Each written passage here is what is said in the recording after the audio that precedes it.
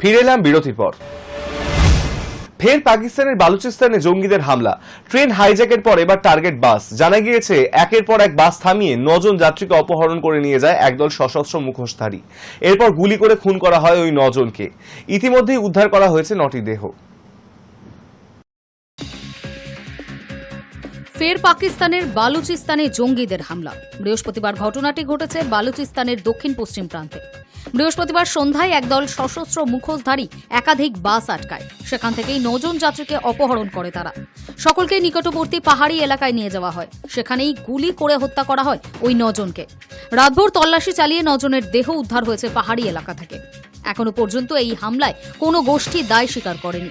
তবে এই একই প্যাটার্নে অপহরণ হামলার ঘটনা আগে চালিয়েছে বালুচ জঙ্গিরা। পূর্ব পাঞ্জাব প্রদেশের নাগরিকদের এভাবেই বেছে বেছে খুন করার নজির রয়েছে তাদেরই। ফলে অনুমান করা হচ্ছে এবার অপহরণ করে খুনের ঘটনা নেপথ্যেও রয়েছে বালুচ লিবারেশন আর্মি। বালুচিস্তান প্রায় 2 দশক ধরে অস্থিরতার মুখোমুখি হচ্ছে। স্থানীয় জাতিগত বালুচ গোষ্ঠী পাকিস্তান সরকারকে প্রদেশের খনিজ সম্পদ শোষণের অভিযোগ এনেছেন। সম্প্রতি বালুচ বিদ্রোহীরা পাকিস্তানি নিরাপত্তা বাহিনীকে লক্ষ্য করে বেশ কয়েকটি মারাত্মক হামলা চালিয়েছেন। এর আগে পাকিস্তানে ট্রেন হাইজ্যাক করেছিল বালুচিস্তান লিবারেশন আর্মি। সেটি ছিল যাত্রীবাহী জাফর এক্সপ্রেস। প্রথমে ট্রেনটিকে লক্ষ্য করে বিস্ফোরণ ঘটানো হয়। এরপর ট্রেন থেমে গেলে বালুচিস্তান লিবারেশন আর্মির সদস্যরা ট্রেনে চাপে। মাথায় বন্দুক ঠেকিয়ে একাধিক যাত্রীকে পর ট্রেন থেকে নামিয়ে আনে তারা। যাত্রীদের মধ্যে ছিলেন পাকিস্তানি সেনা আধিকারিকরাও।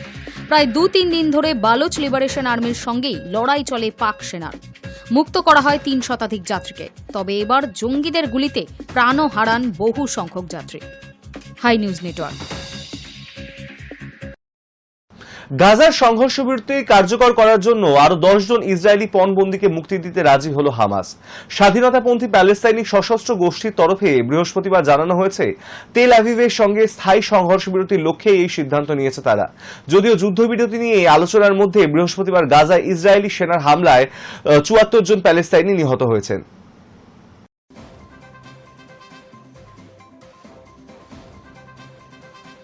মার্কিন প্রেসিডেন্ট ডোনাল্ড ট্রাম্প শনিবার জানিয়েছিলেন 1 সপ্তাহের মধ্যে ইসরায়েলি প্রধানমন্ত্রী বেঞ্জামিন নেতানিয়াহু সরকারের সঙ্গে সংঘর্ষ বিরতি চুক্তি করতে পারে হামাস।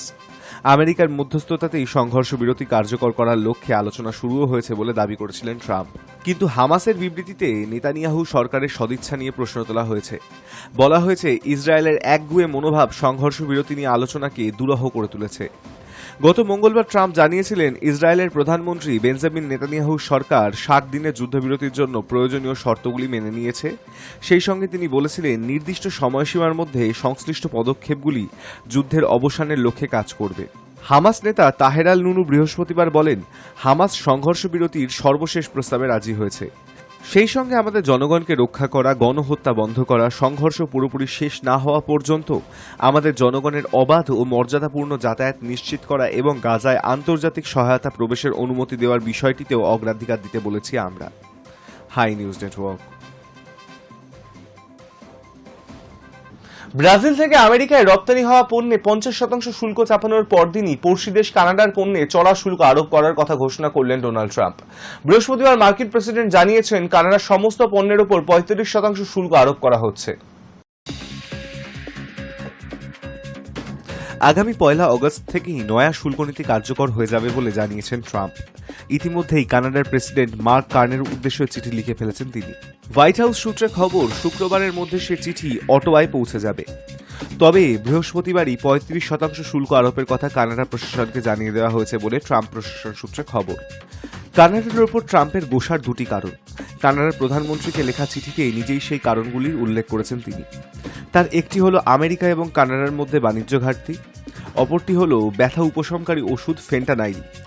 যদিও ট্রাম্প প্রশাসনের অভিযোগ আমেরিকায় ওষুধটি মাদক হিসেবে ব্যবহার করা হয়।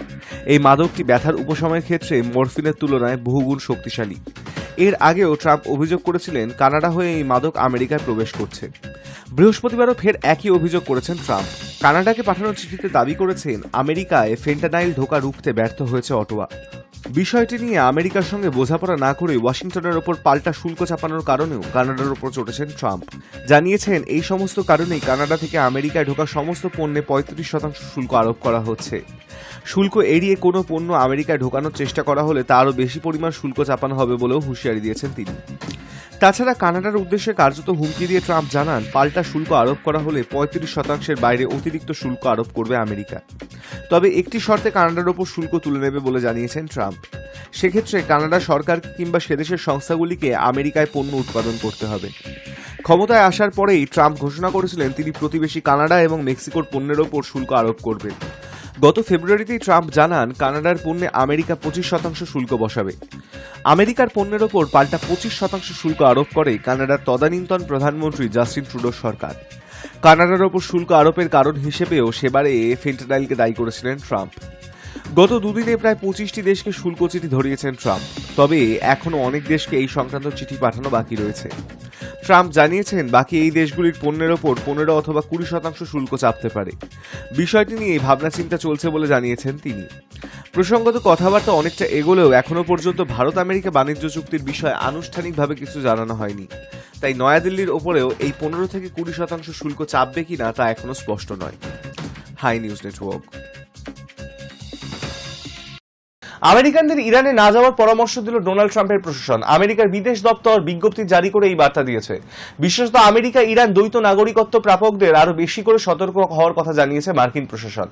ইরানে ভ্রমণ গুরুতর ঝুঁকি আছে পরে এমনটাই জানিয়েছে তিনি।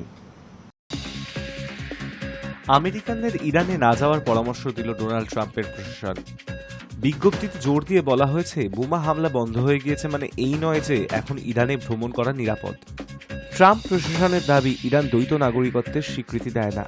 শুধু তাই নয়, তেহরান কর্তৃপক্ষ আমেরিকানদের ইরানে ঢুকতে দিতে চান না।